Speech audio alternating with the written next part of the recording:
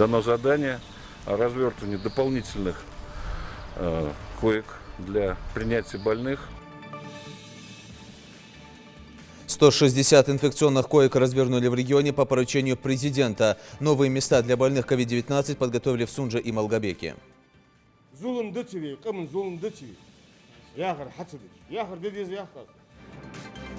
Социальная дистанция, ношение масок и дезинфекция. Все ли соблюдают меры гигиены и предосторожности от коронавируса, выясняла наша съемочная группа.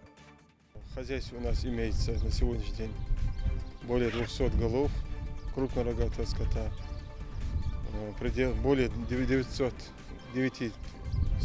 голов мелкого рогатого скота. Труд фермера тяжкий, но благородный. Развитию своего дела он посвятил всю жизнь. Расскажем, в чем секрет успеха фермера Исрапила Кадзоева. Для молодых ребят тренировки будут проводить опытные спортсмены, более известные уже в республике за ее пределами. Ингушские спортсмены за здоровый карантин. Министерство спорта Ингушетии запустило онлайн-тренировки. Покажем первый эфир.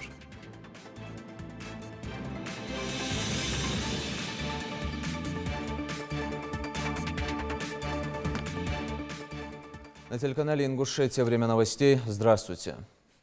6198 новых случаев заболевания коронавирусом, по информации Оперштаба, выявлено в России за последние сутки. Число заболевших в стране уже превысило 87 тысяч человек. 794 скончались, 7346 выздоровели. Что касается Ингушетии, то в регионе умерли еще 3 пациента с коронавирусом. Всего скончались 18 человек. Подтвержден диагноз у 590 человек, 97 выписаны. Подробно о ситуации в республике рассказали в региональном управлении Роспотребнадзора. По количеству летальных исходов республика наша по относительному показателю в пересчете на 100 тысяч населения занимает одно из первых мест в Российской Федерации. Такая печальная статистика. Эпидемиология развития заболевания остается по-прежнему, как мы говорили раньше, идет она через семейные связи, через родственные связи. В общем-то, те наши традиции, обычаи, которые всегда окружающими воспринимались с большим уважением, сегодня, к сожалению, работают против нас. Вот это вот почитание и близких родственных связей, и дальних родственных связей приводит к тому, что на любые мероприятия у нас собирается очень большое количество людей. И вот через эти мероприятия идет, к сожалению, развитие инфекции. В анамнезе у тех, кто сегодня лежит в больнице, у подавляющего большинства тех, кто средней тяжести или тяжело заболевший, это посещение похорон. Сейчас у нас наступил священный месяц, в этот месяц свадеб не будет. Да и в последнее время, в последние месяцы, в общем-то, благодаря работе администрации, населенных пунктов, оперативного штаба, количество свадеб резко сократилось, да и сами они проходили по формату более такому суженному. Поэтому вот с этой стороны как-то постарались закрыть вот это вот направление. Но вот то, что касается похорон, это события, мероприятия, на которые не пойти нельзя. Но тем не менее нужно ограничить время посещения этого двора, где проходят похороны, и не засиживаться, чтобы люди не собирались, не сидели долгое время. Я думаю, оптимальным сейчас в формате, когда люди пришли, выразили соболезнования и сразу ушли. Ни в коем случае долгое время во дворах находиться нельзя, потому что именно там вот это основной источник распространения этого инфекционного заболевания на сегодняшний день. Хотелось бы еще раз подчеркнуть, что все те профилактические меры, которых просили, о которых предупреждали, они, в общем-то, продолжают работать. И при минимальном, скажем, внимании человека и к себе, и к окружающим, можно избежать и своего заражения, заражения в тяжелой форме, избежать того, что вот вы были где-то на мероприятии, пришли домой, и от вас пошло заражение, болеют дети, болеют близкие члены семьи, инфицируются дети. К счастью, нужно сказать, что несмотря на то, что среди инфицированных у нас есть дети до 14 лет, в нашей статистике вот именно эта возрастная категория, она занимает где-то 6%. больных среди них до сих пор не было, и хотелось бы, чтобы вот эта положительная, позитивная статистика у нас сохранилась. Но во всем остальном, конечно, остается актуальным соблюдение в ближайшие, как выступала руководитель Федеральной службы Анна Юрьевна Попова, хотя бы в ближайшие 2 недели на период прохождения майских праздников необходимо соблюдать режим строгой самоизоляции.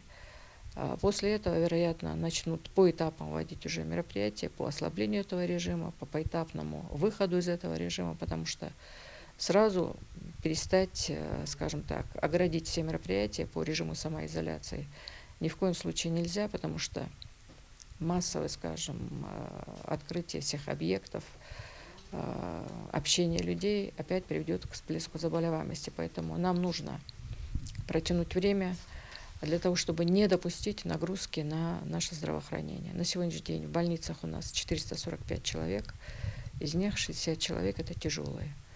Поэтому вы понимаете, что для нашей республики это достаточно большая нагрузка на медицинские организации, большая нагрузка на медицинских работников. Медицинские работники тоже люди, у них есть семьи, и они тоже болеют, выходят из строя, как можно так сказать.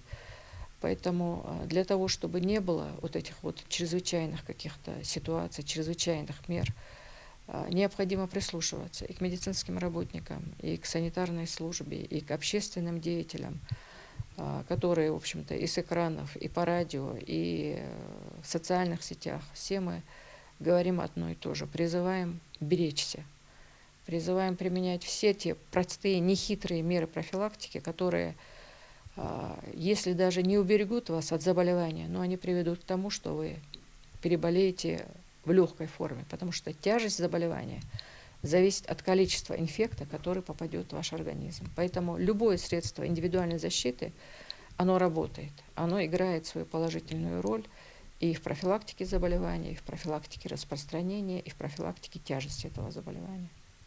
160 инфекционных коек развернули в регионе по поручению президента страны по дополнительной мобилизации медицинских организаций. Новые места для больных COVID-19 подготовили в городах Сунжа и Малгобек. Готовность больниц к приему пациентов накануне проверил председатель правительства Ингушетии Владимир Сластенин.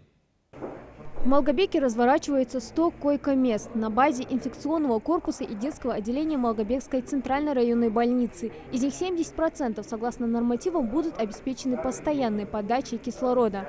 По указанию руководителя штаба по борьбе с коронавирусной инфекцией главы республики Калиматова Мутали Макшариповича дано задание о развертывании дополнительных коек для принятия больных. Поэтому было принято решение о расширении географии не только в центральных наших городах, но и в городах Малгобек и в Сунже, чтобы у нас как можно меньше было пробегов скорой помощи, потому что скорая помощь стали выезжать в день ровно в 2 раза больше, чем в обычные дни. Значит, ситуация в республике под контролем. Значит, у нас есть положительная динамика, и что по количеству заболеваемых определенный день мы вышли на плато. То есть у нас нет прироста, у нас постоянно в день 37-38 новых человек, но никак не вспышка, как была вот там 2 недели назад. Министр здравоохранения республики Зарема Альянова сообщила, что в обеих больницах штат медперсонала укомплектован. Сотрудники прошли переподготовку по оказанию медицинской помощи инфицированным и правилам личной безопасности. Благодаря тому, что мы развернем резервные койки, и именно в Малгобекском районе это улучшит маршрутизацию для пациентов. Дело в том, что сегодня скорая помощь из Малгобека доставляет больных людей в Назрановскую районную или республиканскую больницу. Очень много времени затрачивается на транспортировку, да и состояние больных не всегда позволяет так длительно находиться в состоянии перемещения. Поэтому расширение коечного фонда, улучшение маршрутизации для пациентов, особенно для Малгобекского района, и учитывая то, что здесь есть все необходимое для оказания помощи больным коронавирусной инфекцией, и также есть компьютерный томограф, мы улучшим работу и самого отделения, и также мы немного облегчим работу скорой помощи, станции скорой помощи. Они сегодня работают в 2-3 раза сложнее, чем в обычное время. Необходимое оборудование для лечения больных COVID-19, включая аппараты ИВЛ, имеется в наличии. В больнице бесперебойно работает кабинет компьютерной томографии. В день выполняется более 60 исследований, сообщила главврач Малгобекской больницы Лилия Сампиева. По решению Министерства здравоохранения и правительства с завтрашнего дня на территории Малгобекской центральной районной больницы разворачивается 100 коек для принятия ковидных больных.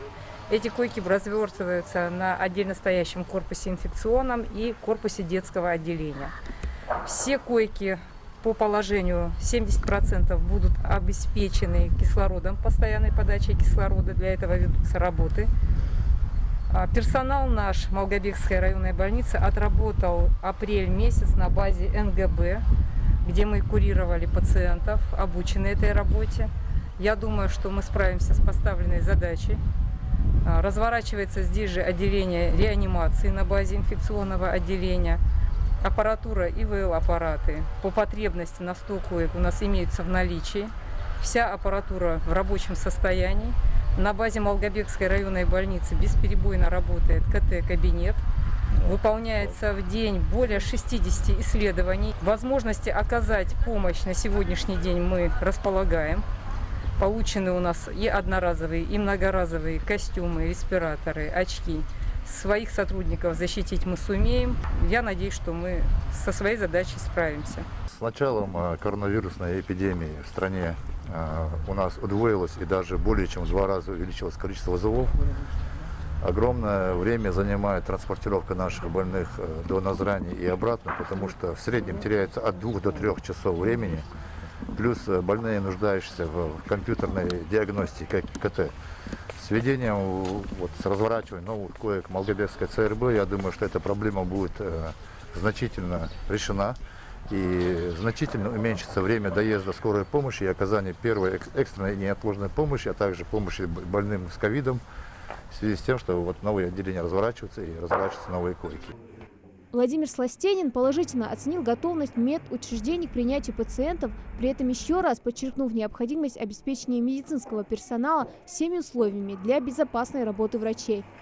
Ну и в заключение хочется обратиться от имени правительства, наверное, от всех врачей, к жителям республики, чтобы все-таки продолжили ту систему самоизоляции, которая сейчас происходит во всей стране, да и во всем мире. Это единственная помощь, которую вы можете нам оказать сегодня, как нам, так и всем врачам. Ну и всем врачам, медперсоналу огромное спасибо. В Сужской центральной районной больнице оборудовано 60 койко-мест, дополнительно созданы реанимационные места. Койки обеспечиваются кислородным оборудованием. Хади Добриева, Хусейн Гагиев, Ахмед Парчиев, Новости 24. Пандемия коронавируса продолжается, а мир меняется. Эксперты из всех стран анализируют ситуацию и расписывают возможные сценарии. Что будет дальше с городами, экономикой, экологией, сказать сложно. Войны, эпидемии и прочие трагические события, как показывает история, создают условия для новых форм социальной жизни, инноваций и экономического роста. Но каким будет посткоронавирусный мир? Вопрос риторический, поскольку жертвы колоссальные, цифры меняются ежедневно.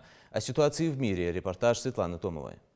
Assalamu alaikum yuri yıldır derse ona teşhis vaç nakki kletler tekrar değil biz morus sesi hakat teşhis vaç evet teşhis lordu diyeceğim diye ne ayım seni lordu şansı o sevanı skor hayy brinsius çok yıldır derse. Автор этого обращения – наш земляк. Он сейчас лечится от коронавируса в одной из московских клиник. Он, как и многие наши земляки, скептически относился к вирусу, но сейчас призывает всех беречь себя и родных.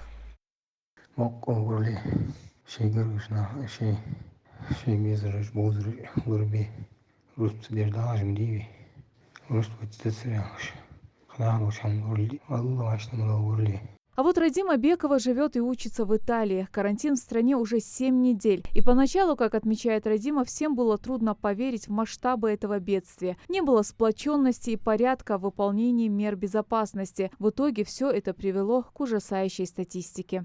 И Италия очень быстро стала занимать лидирующее положение в сводках заболевших и заразившихся.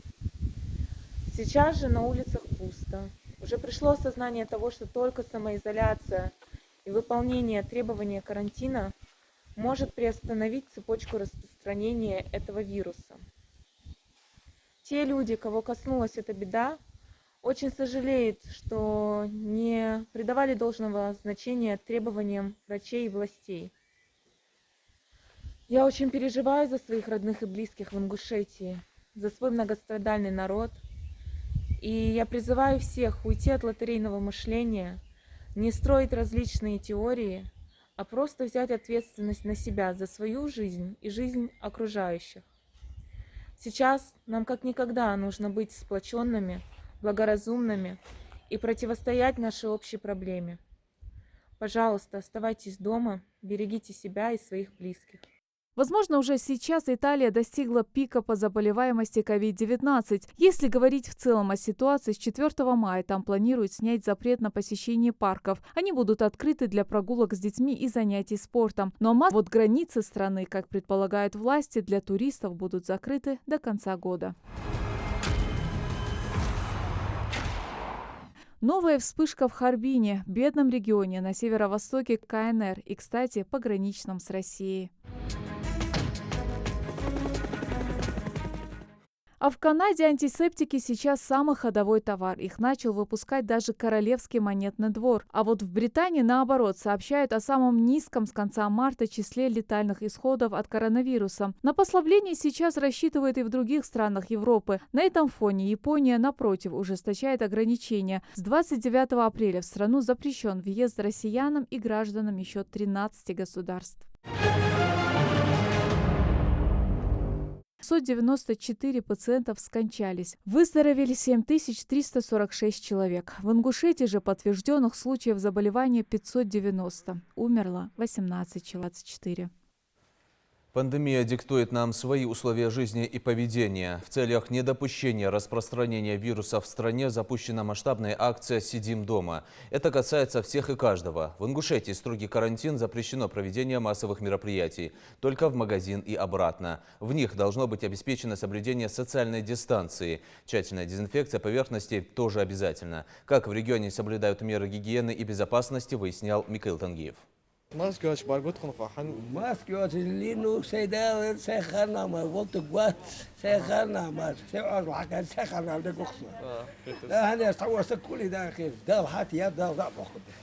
Вот такой однозначный ответ можно порой услышать от покупателей на вполне логичный вопрос, учитывая сегодняшнюю эпидобстановку в регионе. Несомненно, мусульмане верят, что все в этом мире предопределено. Но в то же время лучший из людей, пророк Мухаммад, мир ему и благословение Аллаха, сказал, что есть две милости, к которым многие люди относятся небрежно – здоровье и свободное время. Поэтому беречь себя и окружающих нужно в любом случае. Впрочем, не все нарушают правила карантина намеренно.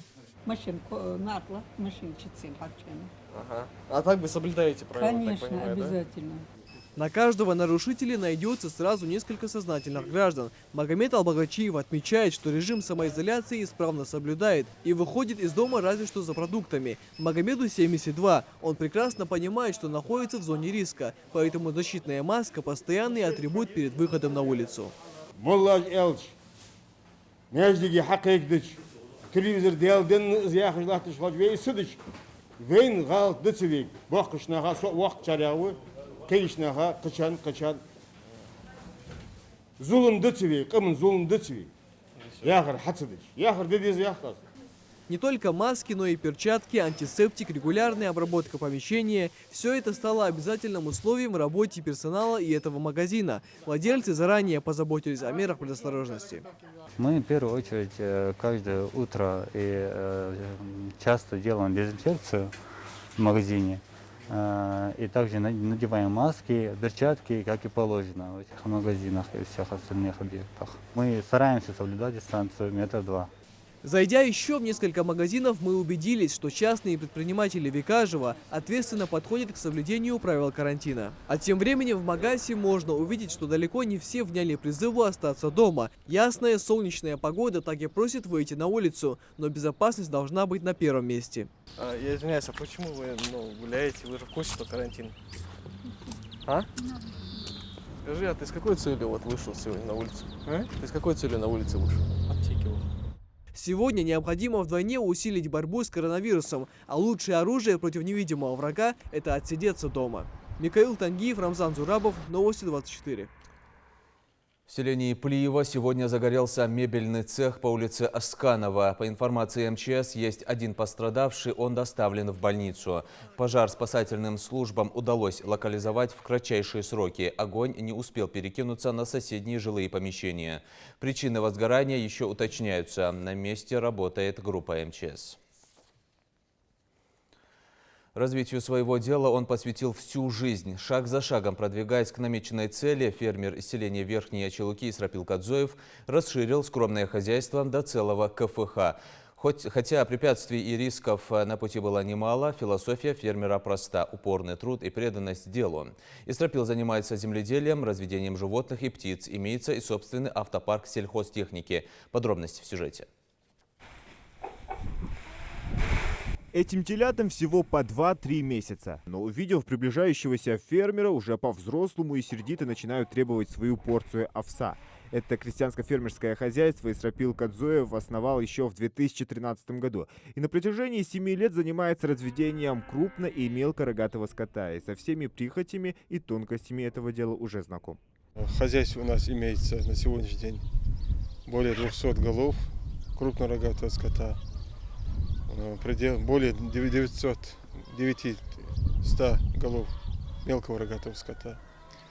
Из этого поголовья за этот год можно говорить, что приплодом у нас мы получили более 50 голов крупного рогатого скота и это 250 голов овец.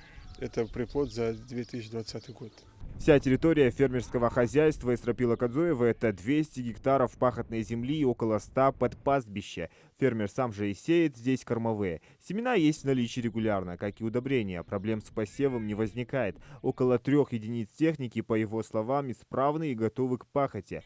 Другое дело, что от паразитов никуда не скрыться, а в этом году вопрос с клещами стоит особенно остро. Очень сильно клещ развелся. Такого я за все это годы ни разу не видел, такого нашествия, как в этом году. В неделю один раз приходится искупать скот. Лекарства есть, мы в наших аптеках, в нашем ветеринарном управлении. Там то, что необходимо, мы берем. И вакцины мы практически берем бесплатно. Ветуправление нам предоставляет это все. Обрабатываем все. Так что есть хлопоты, но мы решаем свои эти проблемы мелкие. Помимо паразитов, постоянные весенние ветры уничтожают слишком много молодого приплода. Вирусная диарея, проблема с которой сталкиваются фермеры со всего Северного Кавказа, рассказывает фермер. Также, по словам Исрапила, эти ангары, построенные в 60-х годах, ремонтируются им же постоянно, что очень затратно для хозяйства. 18 метров ширина.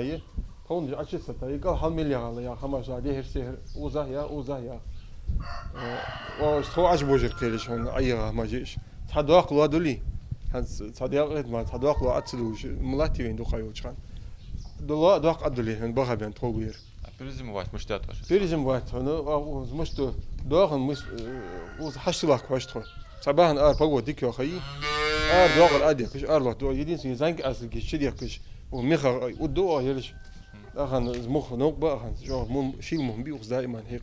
В праздничные дни фермера можно встретить на различных ярмарках, но реализация в основном происходит здесь. На рынок он не ходит. По его словам, в республике его знает большое количество людей и сами приезжают к нему часто за мясной продукцией в живом или убойном виде. Зеленые и чистые луга, пастбища для скота сказочные, ведь ни для кого не секрет, что окружающий мир напрямую влияет на мясо-молочную продукцию. Зелимхан Калоев, Адам Мирешков, Адам Далаков, Новости 24. В условиях пандемии, когда жители всей страны вынуждены проводить все свое время на самоизоляции, Ингушский краеведческий музей краеведения имени Тугана Мальсагова продолжает знакомить нас со своими экспозициями. В этот раз у всех желающих появилась возможность побывать в зале этнографии и побольше узнать об истории народа, при этом не выходя из дома. Посетить онлайн-экскурсию можно на официальной странице музея в Инстаграм.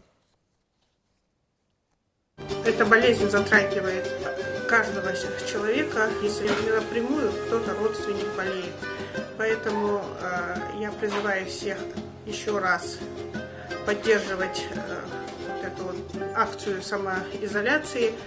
Сидим дома, и мы, сотрудники музея, будем вам помогать в этом посредством виртуальных лекций.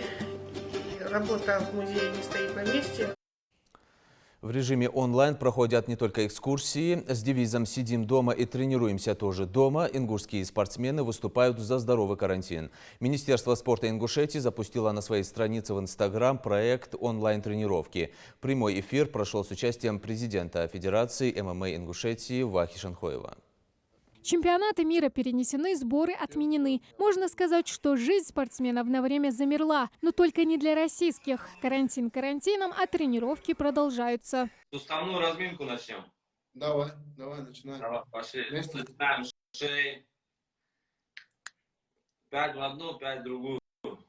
Вместо октагона обычная комната, а вместо оппонента соучастник онлайн-трансляции. Главный тренер бойцовского клуба «Ингфайтер», профессиональный боец ММА Ваха Шанхоев и боец смешанных единоборств Арман Сарукян на личном примере показывают, что самоизоляция не повод пропускать тренировки. Разогреть все группы мышц и сухожилия, не забыв при этом про руки, шейные и поясничные отделы.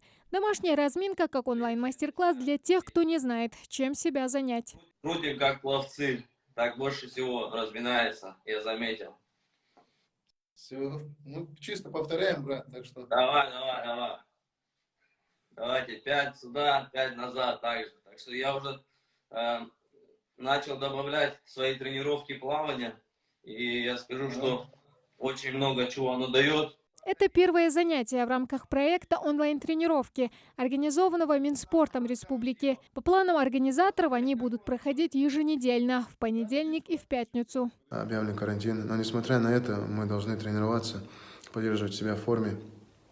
И чтобы показать молодым ребятам, как это делать и какие тренировки эффективны, и что вообще можно в домашних условиях провести хорошую тренировку. Министерство спорта России запустило проект онлайн-тренировки, который охотно поддержал и региональный Минспорт нашей республики.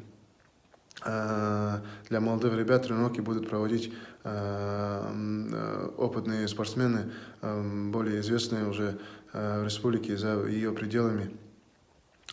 Будут взаимодействовать и с другими спортсменами из других регионов. Получить бесценный опыт, задать именитым спортсменам волнующие вопросы и просто получить заряд бодрости на целый день. Несложно, ведь присоединиться к онлайн-мастер-классам может каждый желающий. Тамара Хшагульгова, Новости 24.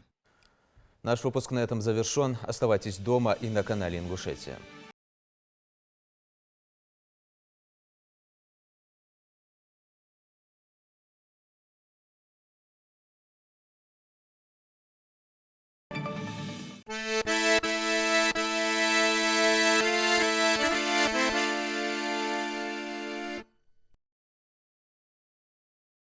Выполняем